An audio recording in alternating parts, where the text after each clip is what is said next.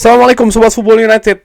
Ya, undian 16 besar sudah dilakukan, sudah selesai. Manchester United akan berhadapan lagi.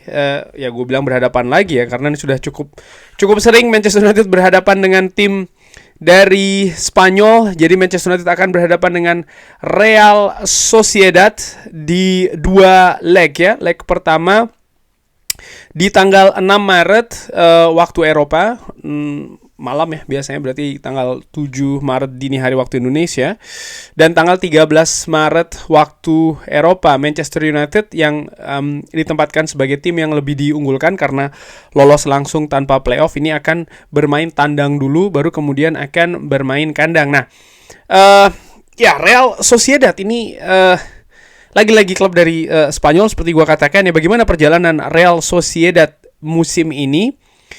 Ya, mereka menyingkirkan Midtjylland di playoff. 2 laga berhasil mereka menangkan, home maupun juga away. Lalu Real Sociedad sendiri, kalau dilihat di perjalanannya di kompetisi Liga ya, mereka sempat menghadapi Anderlecht, mereka kalah. Menghadapi Victoria Plzen mereka kalah ya, lawan yang juga dihadapi oleh Manchester United kalau tidak salah juga sempat berhadapan dengan Victoria Plzen, tapi Manchester United menang. Namun Real Sociedad ini kalah, dan menghadapi Lazio di Roma mereka juga kalah. Walaupun demikian mereka juga sempat menang menghadapi PAOK, mereka juga sempat menang menghadapi Ajax di kandang sendiri. Gue menilai penampilan dari Real Sociedad di Europa League ini, ya mereka naik turun ya, artinya mungkin agak sedikit susah ditebak, tapi itu di kompetisi liga, dengan format liga, dengan format knockout, mereka luar biasa nih, bisa menyingkirkan Midtjylland bahkan dengan 2 kali kemenangan. Artinya ya segala sesuatu bisa saja terjadi dengan laga ini, khusus untuk Manchester United. Gua melihat bagaimana faktor kunci tetap ada di partai kandang dari Manchester United. Gue harapkan Manchester United bisa meraih kemenangan, bisa memaksimalkan ketika mereka bermain di kandang, dan juga jangan sampai kalah ya, karena beberapa pertandingan terakhir ketika Manchester United ini away ke Spanyol, hasilnya agak susah nih. Tidak mulus-mulus lah, sebut saja seperti itu. Ketika menghadapi Midtjylland mereka menang 5-2. Ada kartu merah ya yang terjadi di pertandingan tersebut. Real Sociedad ini lebih memakai sistem 4-3-3, di mana kalau gue lihat ya, 3 pemain depan mereka ini berbahaya. Mereka cepat, mereka tajam, terutama dari transisi. Mereka juga berani melakukan penetrasi dengan aksi individu maupun juga dengan kombinasi, dan menurut gue ini harus diwaspadai oleh terutama lini belakang Manchester United. Dan gue juga lihat posisi rata-rata ketika Real Sociedad menghadapi Midtjylland, mereka menempatkan banyak pemain di depan, artinya mereka bermain all out. Kalau determinasi mereka tinggi ketika bermain kandang ataupun juga tandang, juga diiringi dengan agresivitas yang tinggi, ini bisa menyulitkan Manchester United. Ruben Amorim harus mencari cara, dan menurut gua salah satunya ya dengan menaikkan juga agresivitas serta determinasi, mungkin juga tempo dinaikkan ya, sehingga ada perlawanan yang diharapkan bisa terjadi. Namun kalau melihat situasi skuad Manchester United saat ini yang masih timpang karena pemain yang tersedia dan juga pemain yang cedera, ini bisa menjadi masalah. Gua harapkan ketika Manchester United akan menghadapi Real Sociedad, ya sudah lebih banyak lah pemain yang tersedia. Semoga seperti itu. Europa League ya, ini menurut gua ajang kompetisi yang penting bagi Manchester United. Kalau melihat di mana mereka saat ini di posisi liga, Europa League ini salah satu kunci untuk Manchester United bisa berada di kompetisi Eropa musim depan. Ketika mereka menjadi juara di Europa League, maka ya mereka akan mendapatkan tiket Liga Champions. Dan dengan tampilnya Manchester United di Liga Champions, ini akan memperbaiki situasi finansial juga ya, sehingga ada banyak pengharapan. Namun demikian, Ruben Amorim harus mengatur skuadnya ya, laga demi laga, match demi match, termasuk juga ketika menghadapi Real Sociedad nanti.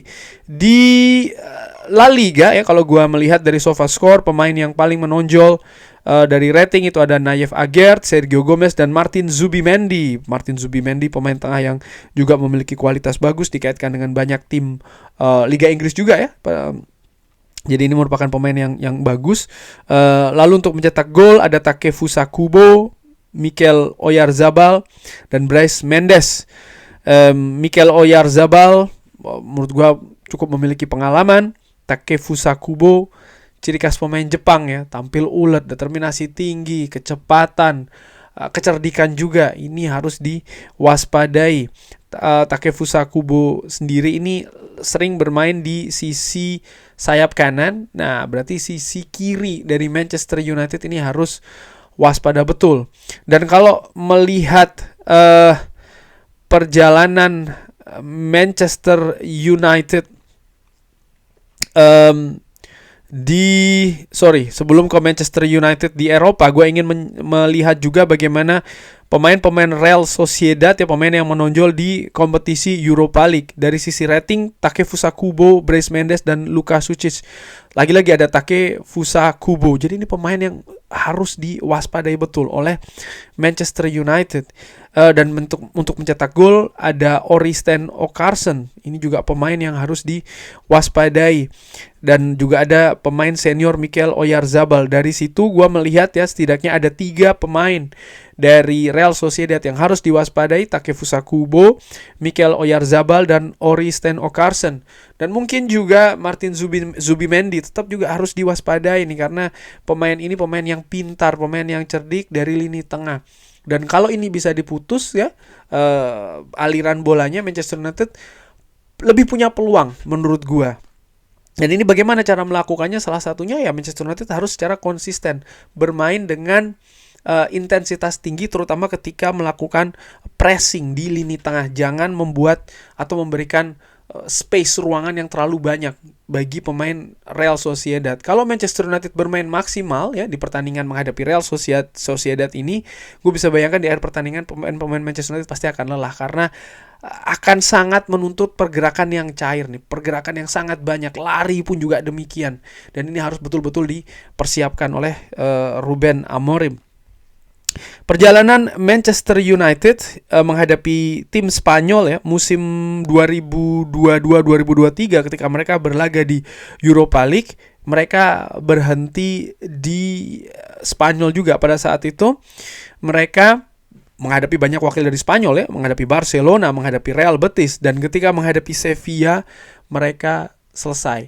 Salah satu faktor kuncinya pada saat itu menurut gue ya, mereka gagal menang ketika bermain di Old Trafford. Dan gue harapkan tidak terjadi kali ini. Justru mereka bisa memaksimalkan ketika bermain di kandang sendiri. Menghadapi Real Sociedad ini bukan hal yang baru bagi Manchester United.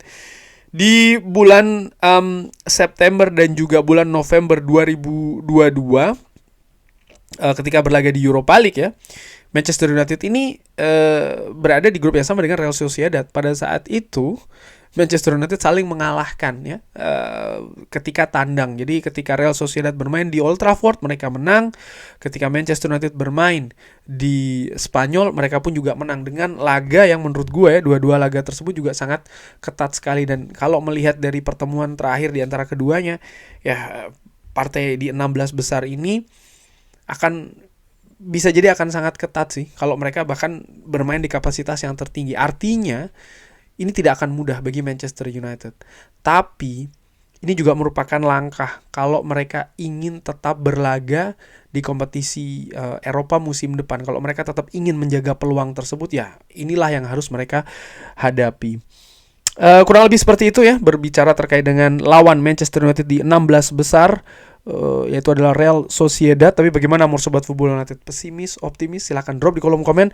Terima kasih sudah menyaksikan. Jangan lupa like, sholat, dan juga subscribe. Wassalamualaikum warahmatullahi wabarakatuh. Thank you.